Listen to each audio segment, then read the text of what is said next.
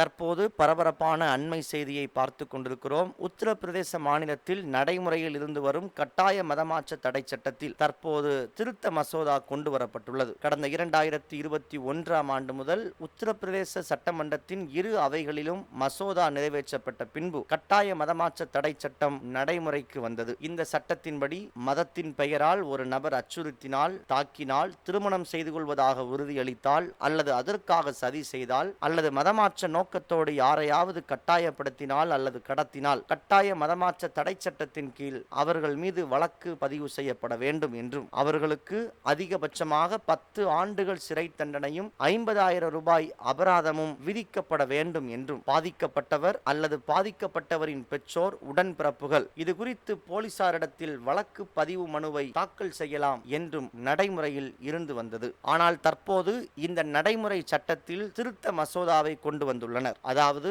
இத்தகைய வழக்குகளின் கீழ் பதிவு செய்யப்படுவோருக்கு குறைந்தபட்சம் 20 ஆண்டுகள் சிறை தண்டனையும் அல்லது ஆயுள் தண்டனையும் விதிக்க வழிவகை செய்யப்பட்டுள்ளது. மேலும் பாதிக்கப்பட்டவரின் இரத்த சம்பந்தம் இல்லாதவர்களும் இது குறித்து போலீசாருக்கு எழுத்து மூலமாய் தகவல் தெரிவிக்கலாம் என்றும் எல்லை விரிவாக்கப்பட்டுள்ளது. சட்டத்தின் கீழே உள்ள வழக்குகள் அமர்வு நீதிமன்றத்திற்கு கீழே உள்ள எந்த நீதிமன்றத்திலும் விசாரிக்கப்படாது. இதனுடன் அரசு வழக்கறிஞருக்கு வாய்ப்பு வழங்காமல் ஜாமீன் மனு பரிசீலிக்கப்படாது என்ற கடுமையான அறிவிப்புகளும் தற்போது வெளியாகியுள்ளது. உத்தரப்பிரதேச மாநில முதலமைச்சர் யோகி ஆதித்யநாத் தலைமையில் உத்தரப்பிரதேச சட்டமன்றம் இதற்கு ஒப்புதல் அளித்துள்ளது. நீதியும் நியாயமும் உம்முடைய சிங்காசனத்தின் ஆதாரம் என்று சங்கீதம் 89:14 வாசிக்கிறபடி நீதியுள்ள நியாயாதிபதியாகிய கர்த்தரை நோக்கி கூப்பிடுவோம். இத்தகைய சட்டங்கள் பல நேரங்களில் நீதியானவர்களுக்கு விரோதமாகவும் பொய் வழக்குகளை பதிவு செய்ய ஏதுவாக உள்ளதாக சமூக ஆர்வலர்கள் கருத்துகள் தெரிவித்துள்ளனர். எனினும்